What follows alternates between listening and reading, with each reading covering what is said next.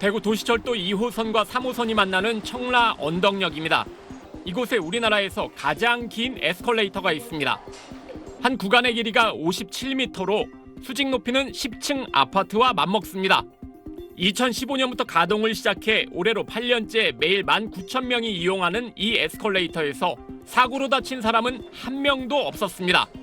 비결이 뭘까? 유지보수를 위한 직원이 근처 사무실에 늘 있고 매일 여기서 그러면은 대기하시는 거예요? 매일 2명 정도 항상 영업시간 내에 상주하고 있습니다. 수리 부품을 항상 세트로 구매해 불량품 사용 가능성을 줄였습니다. 이게 한 개가 마모가 되면 아무래도 나머지 것도 아마 데미지를 받는다고 생각을 하거든요. 그냥 세트로 바꾸는 게 더 훨씬 안전하기 때문에. 규정상 에스컬레이터 의무 점검 횟수는 한 달에 한 번이지만 이곳은 한 달에 2차례 자정부터 새벽 4시까지 점검합니다.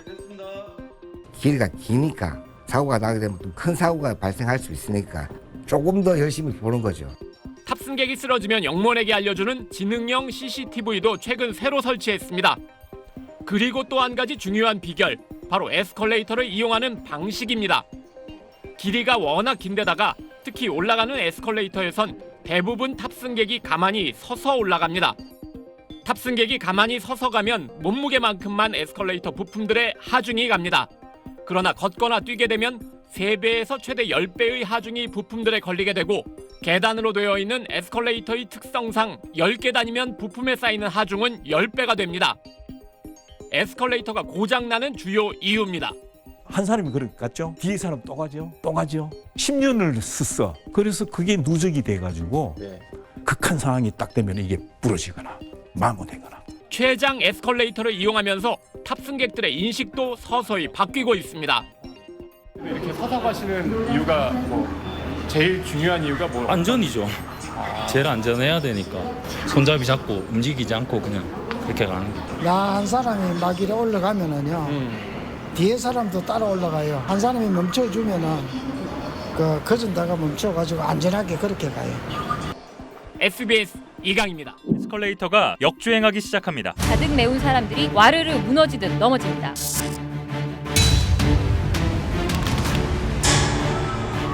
에스컬레이터 입장에서 사람이 걷거나 뛰는 거는 죽고 싶죠. 에스컬레이터는.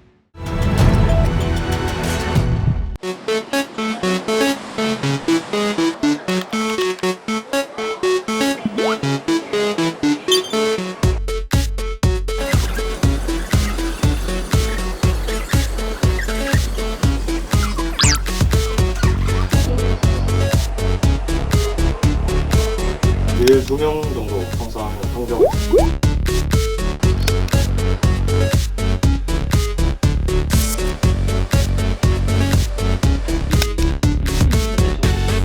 이렇게 세트로 구입을 하는 이유가 있나요? 한 개가 마모가 되면 아무래도 나머지 것도 데미지를 받는다고 생각을 하거든요. 그러면 그냥 세트로 바꾸는 게 더 훨씬 안전하기 때문에.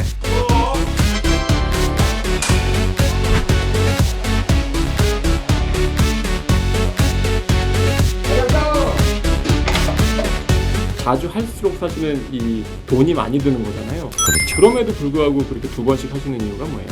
아무래도 길이가 기니까 사고가 나게 되면 큰 사고가 발생할 수 있으니까 조금 더 열심히 보는 거죠. 안전모 좋아. 작업복 좋아. 내려가면서 이런 부분은 난 그런 거 몰라요.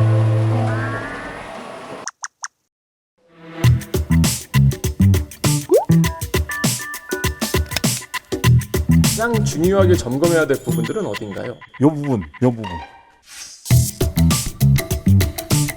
메인 브레이크는 뭘 잡느냐 하면은 이 전동기의 축을 잡아버려요. 요 작은 브레이크로도 전체를 잡을 수는 있습니다.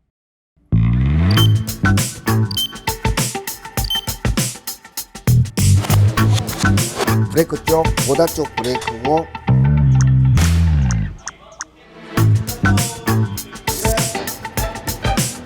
요 부분이 연결이. 평소 점검으로 그게 잡을 수 있는 항목인가요? 글쎄요. 한 달에 한 번 자체 점검이나 아니면은 1년에 한 번 정기 점검해서 사실 그 문제되는 부분을 체크하기는 상당히 어렵습니다. 다 드러내가지고 분해를 해봐야 알 수 있거든요.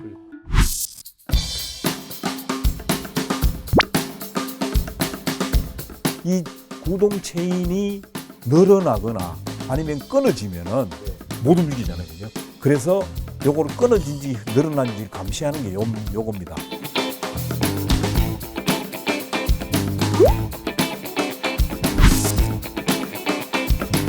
뒤쪽에 동력을 전달하는 장치들이 있었죠. 그죠? 감속기, 스프로켓, 그다음 체인, 케이블 끌어주는 체인. 그 중에 하나라도 문제가 생기면은 발판이 사람들이 올라타고 있기 때문에 그 무게에서 뒤로 흘러내리게 되죠. 그래서 그 부분을 방지하기 위해서 역주행 방지 장치를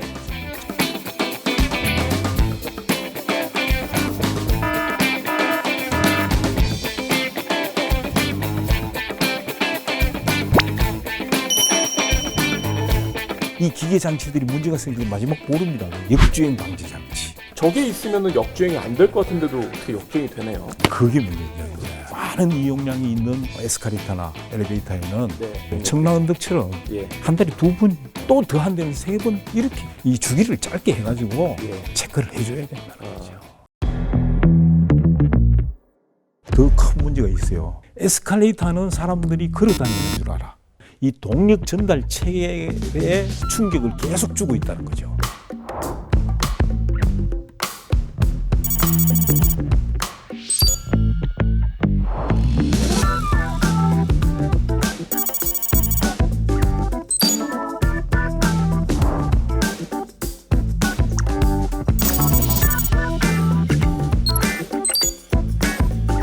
그 끈을 띄면은 그 사람이 나갈 때까지 계속 때리거든. 그래서 에스컬레이터는 죽고 싶은 심정이죠.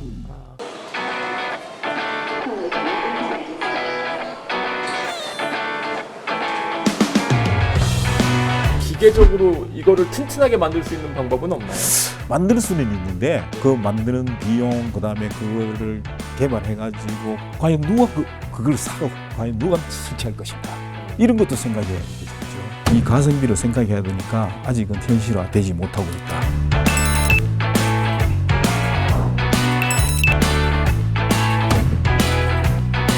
지하철 에스컬레이터에서 사고 조사해 보면은 65세 이상 노인들이 대부분이에요.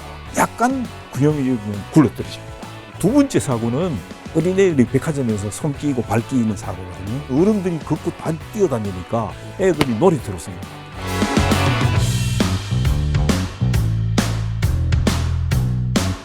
승강기 이용자 안전문화 조기 정착을 위해서 기획재정부에 홍보와 관련된 예산을 적극적으로 요청하고 있습니다.